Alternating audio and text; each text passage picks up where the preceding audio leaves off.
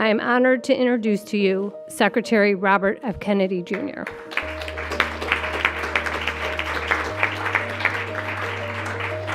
Overall, the autism is increasing in prevalence at an alarming rate. The ASD prevalence rate in 8-year-olds is now 1 in 31. Shocking. This is part of an unrelenting upward trend, and most cases now are severe.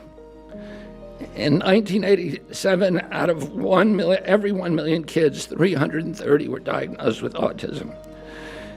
Today, there are 27,777 for every million.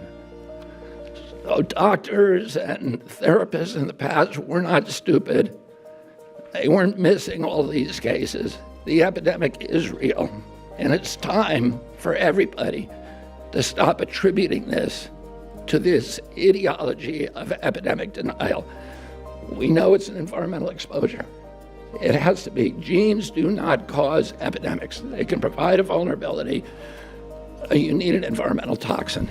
We're going to announce a series of new studies to identify precisely what the environmental toxins are that are causing it. This has not been done before. And we're going to look at all the potential culprits. We're going to look at mold. We're going to look at food additives. We're going to look at pesticides. We're going to look at air and water and medicines. We're going to follow the science no matter what it says, and we will have some of the answers by September. Thank you all very much.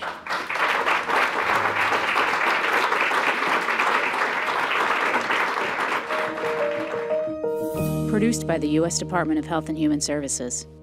Let's join me in welcoming a warrior for America's children, RFK Jr. When my uncle was president in the 1960s, we had the healthiest people in the world. 3% of American kids had chronic disease. Today, it's around 60%. This is existential for our country, and we have to address it. Secretary Kennedy has said that he would instruct the FDA to examine concerning ingredients in the nation's food supply, and today we are delivering on that promise. Today, the FDA is taking action to remove petroleum-based food dyes from the U.S. food supply and from medications. Today's announcement fulfills the administration's promise to use both gold standard science and common sense. I want to commend the food companies for working with us to achieve this agreement. And I want to thank the moms and thank President Trump for his confidence in my leadership and for allowing me to surround myself with such an extraordinary team of scientists. We are going to win this battle. And 4 years from now, we're going to have most of these products off the market, or you will know about them when you go in the grocery store. Thank you all very much. Produced by the U.S. Department of Health and Human Services.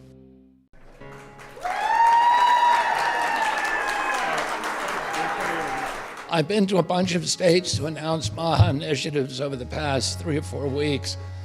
This one really broke the bank. Today's 9 executive orders reflect a new approach to health policy in the state of Indiana, focused on empowering everyone to live a healthier, happier, longer life, and today is where we begin. 9 executive orders, all designed to improve our farms, our fitness, our food, our education, our health. These executive orders make it easy for moms to do the right thing for their kids. President Trump, he often says that he wants to make America strong again. But we can't be a strong nation if we're not a strong people. We have a generational opportunity to make this country as healthy as it should be. You're setting the stage at the federal level. We're going to be your best ally at the state level. We will make this great nation healthy again. Well, thank you very, very much. Thank you all very much.